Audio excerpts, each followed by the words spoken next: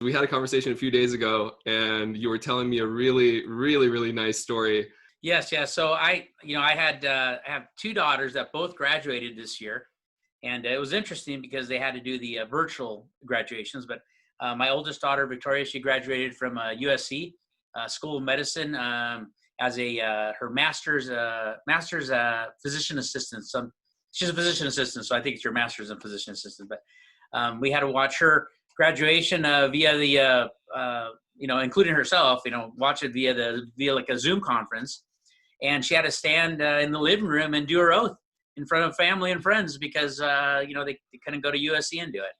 So for Victoria, she is going to have a traditional graduation sometime in the future. But now she can go take her test and become a medical professional. So that's great. And then my daughter Karina, kind of felt really sorry for her because of course everybody loves their high school graduations, right? I mean, everyone remembers those days and how important those are. She missed prom, her birthday, and her high school graduation because of the COVID-19. But she's a sweetheart, and she took it, cheerfully.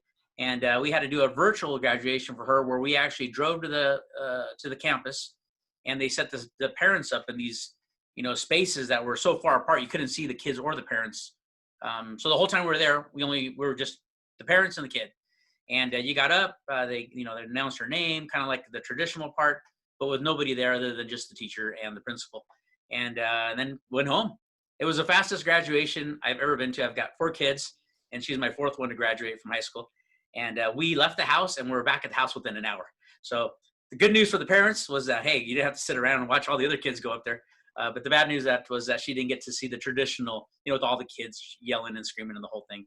But they did it virtually online too, so you could watch it later or live if you want to see your friends going through it. And so interesting. But I do have 2. My youngest and my oldest both graduated this year doing COVID-19. So we've had some interesting stuff happening in our house. Your daughters are in a very unique situation, and for them, they'll have a unique story to tell, their kids in the future about how their graduation wasn't a typical graduation.